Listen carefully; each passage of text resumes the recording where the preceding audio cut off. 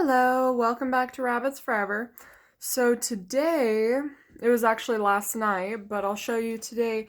Mama here ended up having babies. And this is about what a nest should look like. As you can tell, I have my flashlight on because it's kind of dark in her cage right now. It's pretty gloomy outside. But she ended up having babies. And normally, I would take the nesting box out of her cage and show you guys everything, but I've been playing with the babies quite a bit since she's had them. And that's actually a huge um that's a really big misconception, is that you can't touch the babies until they're out of the nesting box. That's actually very dangerous for the babies themselves, because the babies, sometimes mama will have a stillborn, which is, it's dead when it's born.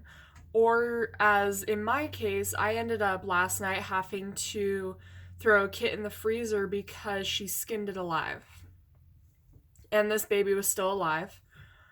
But I couldn't do anything for it. It had too much skin missing, and they're just so small that you can't do anything. They're newborns. You can't use very many antibiotics or anything like that to keep infections away. So in my case, I ended up having to cull it, sadly. But that's another thing to talk about in this video. There are many methods of culling your newborns, and I've learned that the most effective and less harsh or brutal way is to actually just wrap it up in a cloth and set it in your freezer, because the baby eventually just goes numb. Its pain from whatever it's going through goes away, and it ends up just falling asleep and dying. So that's what I found the most effective way and the cheapest. Other ways can be pretty brutal, and some people can't do them. I've tried a few ways, but this is definitely my favorite, is just tossing them in the freezer if there's nothing you can do for them. But as you see, Mama pulled a ton of fur, and she had her babies right in the nesting box, so I was very proud of her. She did have one on the wire, but it was still alive when I came home from work, and I was able to throw it into the nest. All of them... Oh, sorry, that's a little baby squeak in there. They usually do that if they're just, being stepped on, or they bent their leg the wrong way. Um, or they're injured or something. But these guys, I've checked, they're not injured, nothing's wrong with them. They're very healthy babies, and let me see. But as you see, they're very small. These guys are seriously a day old, not even a full 24 hours. And all of them are broken, which means that they're white and whatever other color. I'm assuming they're all steel.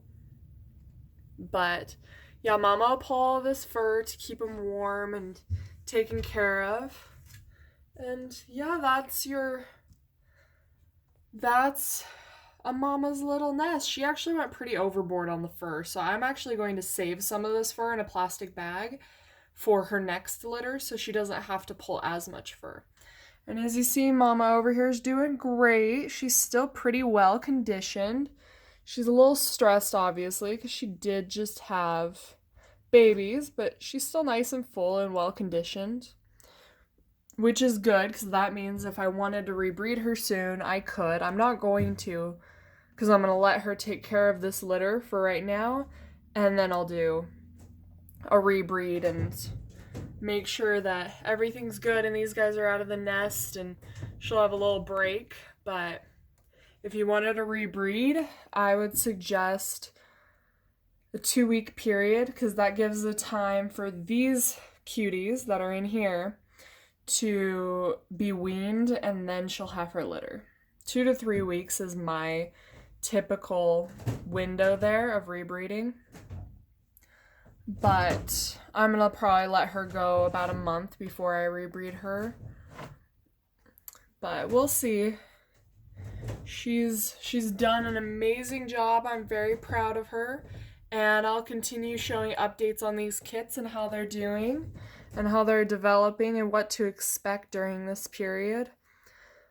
But yeah, thank you for watching. Have a wonderful day.